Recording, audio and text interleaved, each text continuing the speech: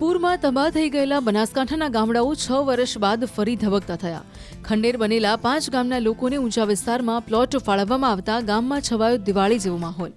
આ તસવીરો બનાસકાંઠા પંથકના ગામડાઓના લોકોની સુખ અને દુઃખની કહાની રજૂ કરે છે. બનાસકાંઠામાં 6 વર્ષ પહેલા પૂરે મચાવેલી તબાહીમાં ગામડાઓ બરબાદ થઈ ગયા હતા. લોકો ઘર વિહોણા થઈ ગયા હતા. હવે 6 વર્ષ બાદ આ જ ગામડાઓ ધબકતા થયા છે. ઘર વિહોણા થયેલા લોકોને મળી ગયા છે નવા ઘર, નવા પ્લોટ. અહીં ફરી લોકોના ચહેરા પર આવી છે ખુશાલી. રાજ્ય સરકારના સાથથી જનતાના દુઃખ તણાયા છે. આખું ગામ પાણીની અંદર ખૂબ ડૂબાઈ ગયું હતું, ખૂબ માણસો વ્યથિત થઈ અને બહાર નીકળ્યા હતા. ત્યાર પછી આ ગામની અંદર કોઈ પગ પણ મૂક્યો નથી અને બહુ ભયંકર પરિસ્થિતિની અંદર લોકો 2015ની અંદર નીકળ્યા, ખુલ્લા ટેન્ટની અંદર રહેવા માટે મજબૂર બન્યા. અને જ્યારે આજ સરકારશ્રીએ, ગુજરાત સરકારશ્રીએ જ્યારે પુનર્વસનનો જ્યારે મંજૂર કર્યું છે, અમારા માનનીય ધારાસભ્યશ્રી અને વિધાનસભાના અધ્યક્ષ માનનીય શંકરભાઈ ચૌધરી સાહેબના અથાગ પ્રયત્નોથી અમારા ગામનું જ્યારે પુનર્વસન થયું ત્યારે દરેક ગામમાં એક ખુશીનો એવો માહોલ છે.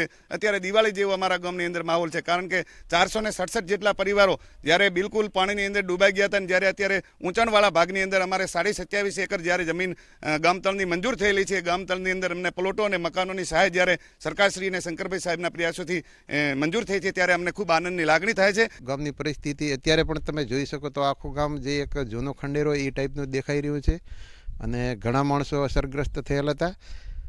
જેને કોઈ આધાર જ નહોતો એ તો બિચારા બહુ દુઃખી હતા અને અત્યારે પણ દુઃખી છે. પણ કાલના જે સમાચાર સાંભળ્યા છે અને ગામમાં પણ સમાચાર મળ્યા છે કે ભાઈ હવે આપણે પુનર્વસનનો જે નથી, જેને જવાનો છે પુનર્વસનમાં, એ તો બહુ ખુશીની લાગણી અનુભવી રહ્યા છે. હાલમાં રાજ્ય સરકારે થરાદ સહિત 5 ગામોને પુનર્વસનની મંજૂરી આપી ઊંચાણવાળા વિસ્તારમાં પ્લોટની ફાળવણી કરવામાં આવી છે, જેના કારણે ગામમાં ખુશીનો માહોલ છવાયો છે.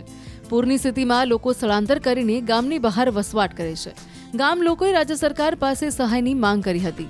આ ગામમાં વિધાનસભાના અધ્યક્ષ શંકર ચૌધરી અથાગ પ્રયત્નોથી ગામનું પુનર્વસન થતાં ગામમાં દિવાળી જેવો માહોલ જોવા મળી રહ્યો છે અને ગ્રામજનોએ રાજ્ય સરકાર અને શંકરભાઈ ચૌધરીનો આભાર પણ વ્યક્ત કર્યો હતો.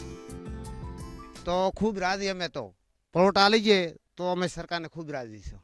હા, ગરીબ માટે પ્લોટ આલે મને તો ખૂબ અમે ધન્યવાદ દે સરકારને. હા, તો ખૂબ ખુશી આવશે સાહેબ. આ થાપરામાં અમે પડ્યા હતા, મચ્છરા ખાઈ જાય, એના કરતા સરકાર આલે ખૂબ અમે રાજી.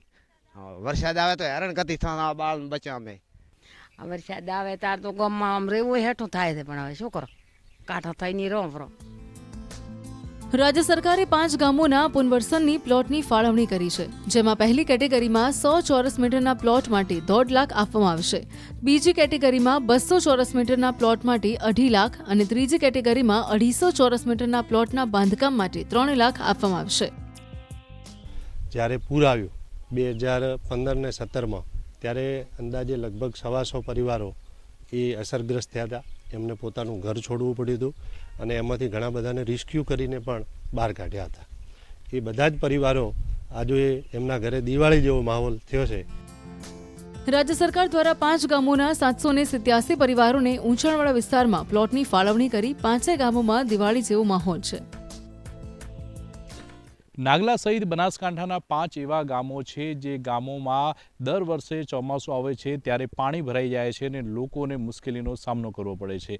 અત્યારે અમે છીએ નાગલા ગામની અંદર. આપણે દ્રશ્યો બતાવીશ કે નાગલા ગામનો જે આ પરિવાર છે તે 2015 અને 17 પહેલાં પોતાના પાકા મકાનોમાં રહેતો હતો, પરંતુ 2015માં જે ભારે પૂર આવ્યું હતું તે પૂર વખતે આ ગામની અંદર પાણી ભરાઈ ગયું હતું અને 2017માં પણ પૂર આવ્યું અને 2017 બાદ જ્યારે વરસાદ થાય છે ત્યારે નાગલા ગામમાં પાણી આવી જાય છે. તેથી ગામ લોકો જે છે તે પોતાના મકાનો છોડીને અત્યારે જે કાચા મકાનો બનાવ્યા છે, આ કાચા મકાનોમાં રહેવા અત્યારે મજબૂર બન્યા છે.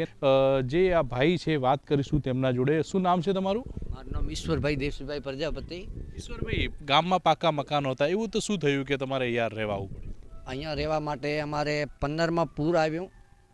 પૂર આવ્યા પછી અમે પાછા ઘરે ગયા. હાલમાં ઘરે પાકા મકાનો પણ છે. પાછું 17માં પૂર આવ્યું.